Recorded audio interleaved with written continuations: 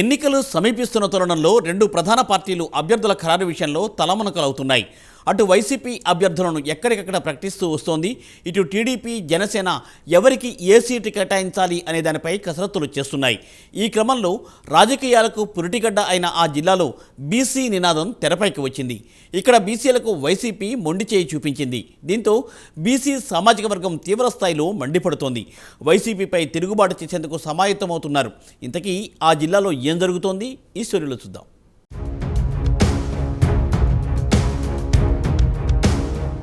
రాజకీయ పురిటిగడ్డగా పిలుచుకునే నెల్లూరు జిల్లాలో రోజుకో అంశం తెరపైకొస్తోంది. తొలి నుంచి రెడ్డి సామాజిక వర్గం ఈ జిల్లాను శాసిస్తోంది. పేరుకు 1-2 నియోజకవర్గాలు. సామాజిక పరంగా రిజర్వేషన్లు ఉన్నప్పటికీ ఆ నియోజకవర్గాల్లో పెత్తనమంతా రెడ్లదే కావడం విశేషం. అయితే తాజాగా ఉమ్మడి నెల్లూరు జిల్లాలో ఓ అంశం తెరపైకొచ్చింది. బీసీ నినాదంతో రాజకీయ పార్టీలకు చుక్కలు చూపించేందుకు ఆ సామాజిక వర్గం రంగం సిద్ధం చేస్తుంది. ఉమ్మడి నెల్లూరు జిల్లాలో మొత్తం 10 నియోజకవర్గాలున్నాయి. వాటిలో గూడూరు, సూళ్లూరుపేటలో ఎస్సీ రిజర్వ్డ్. మిగిలిన 8 నియోజకవర్గాల్లో ప్రస్తుతం 7 మంది రెడ్డి సామాజిక వర్గ ఎమ్మెల్యేలు, ఒక బీసీ ఎమ్మెల్యే ప్రాతినిధ్యం వహిస్తున్నారు. ఈ క్రమంలో వచ్చే ఎన్నికల్లో బీసీలకు వైసీపీ మొండిచేయి చూపిస్తోంది. ఇప్పటికే వైసీపీ పార్టీ నుంచి నెల్లూరు సిటీ సిట్టింగ్ అభ్యర్థి పోలుబోయిన అనిల్ కుమార్ యాదవ్ను నరసరావుపేట ఎంపీ అభ్యర్థిగా పంపించారు వైసీపీ అధిష్టానం. ఇక్కడ ముస్లిం మైనార్టీకి చెందిన అనిల్ కుమార్ అనుచరుడు డిప్యూటీ మేయర్ ఖలీల్ అహ్మద్కు సీటు ఖరారు చేస్తూ నిర్ణయం తీసుకున్నారు.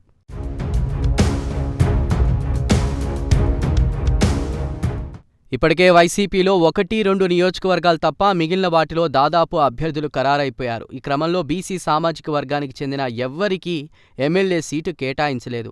ఉమ్మడి నెల్లూరు జిల్లాలో బడుగు బలహీన వర్గాల ఓటింగ్ శాతం బలంగానే ఉంది. ముఖ్యంగా బీసీ సామాజిక వర్గ ఓట్లు జిల్లాలో కీలకంగా ఉన్నాయి. ఈ క్రమంలో ఆర్థికంగా, సామాజికంగా, రాజకీయంగా తాము దేంట్లో తక్కువని బీసీ నేతలు ప్రశ్నిస్తున్నారు. ఎందుకు తమ సామాజిక వర్గానికి చెందిన నేతలకు ఉమ్మడి నెల్లూరు జిల్లాలో టికెట్ ఇవ్వలేదని గట్టిగా ప్రశ్నిస్తున్నారు.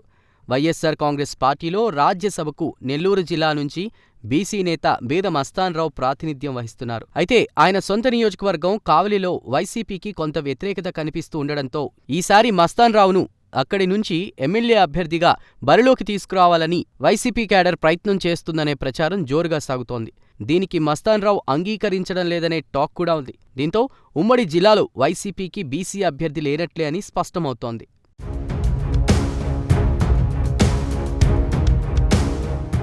మరోవైపు తెలుగుదేశం పార్టీ ఇంకా టికెట్ల ప్రకటన చేయలేదు. పొత్తుల కారణంగా అది ఆలస్యం అవుతోంది. ఉమ్మడి నెల్లూరు జిల్లాలో కావలి నియోజకవర్గంలో 2019 ఎన్నికల్లో జనసేన నుంచి పోటీ చేసి ఓటమి చెంది బీజేపీలోకి వెళ్లిన పసుపులెట్టి సుధాకర్ ఈసారి టీడీపీ టికెట్ను ఆశించారు. చివరి వరకు టికెట్ కోసం పోటీ పడుతున్నారు. అటు వెంకటగిరి నియోజకవర్గంలో కూడా టీడీపీ టికెట్ బీసీలు ఆశిస్తున్నారు.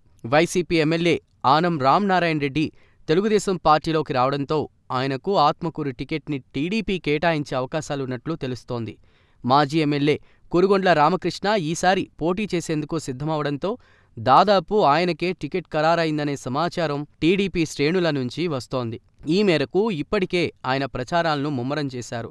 వైసీపీలో వచ్చే ఎన్నికల్లో 2 రిజర్వ్డ్ నియోజకవర్గాలను మినహాయిస్తే 7 నియోజకవర్గాల్లో రెడ్డి సామాజిక వర్గం, 1 నియోజకవర్గంలో ముస్లిం మైనార్టీ సామాజిక వర్గానికి టికెట్లు దాదాపు కేటాయించేసింది.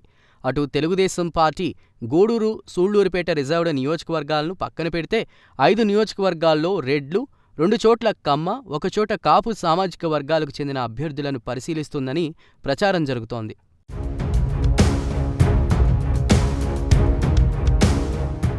ఇక పొత్తుల్లో భాగంగా ఎక్కడున్నా సీట్లు మారతాయేమోనని ఎదురుచూస్తున్నారు జనసేన నేతలు. ఒకవేళ అదే జరిగినా బీసీ సామాజిక వర్గానికి చెందిన బలమైన నేతలు జనసేన నుంచి పోటీ చేసేందుకు పెద్దగా ఎవరూ లేరు. దీంతో టీడీపీలోనూ బీసీలకు టికెట్ దొరుకుతుందో లేదో అనే అనుమానాలు వ్యక్తమవుతున్నాయి. ఒక్కసారిగా ఈ అంశం తెరపైకి రావడంతో బీసీ సామాజిక వర్గంలో ఆగ్రహం పెళ్లుబుకుతోంది. ఇప్పటికే యాదవ సంఘం రాష్ట్ర నాయకులు సంపత్ యాదవ్ మీడియా ముందుకొచ్చారు. అటు కావలిలో పసుపులేటి సుధాకర్ బీసీ నినాదంతో స్వతంత్ర అభ్యర్థిగా పోటీ చేసేందుకు రంగం సిద్ధం చేసుకుంటున్నారు. మరోవైపు మస్తాన్ యాదవ్ తనకు చివరి నిమిషంలో అయినా టికెట్ వస్తుందేమో అని ఆశతో ఎదురుచూస్తున్నారు. బీసీలు ఏకధాటిగా రాజకీయ పార్టీలపై తమ వ్యతిరేకతను చూపించేందుకు సమాయత్తమవుతున్నారు. జిల్లాలోని బీసీ ముఖ్య నేతలతో వరుసగా సమావేశాలు నిర్వహించేందుకు ఏర్పాట్లు చేస్తున్నారు.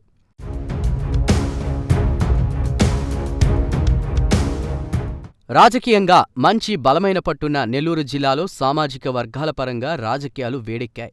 జిల్లాలో రెడ్డి, కమ్మ సామాజిక వర్గం మినహా మిగిలిన బీసీలు రాజ్యాధికారానికి సరిపోరా అనే ప్రశ్నను బీసీ సామాజిక వర్గం లేవనెత్తుతోంది. ఏది ఏమైనా ఇంకా టీడీపీ 1-2 నియోజకవర్గాల్లో తమ అభ్యర్థులను మార్పు చేసేందుకు సన్నాహాలు చేస్తూ ఉండడంతో బీసీలకు సముచిత స్థానం ఏమైనా దక్కుతుందేమో అన్న ఆశతో ఎదురుచూస్తున్నారు బీసీ నేతలు.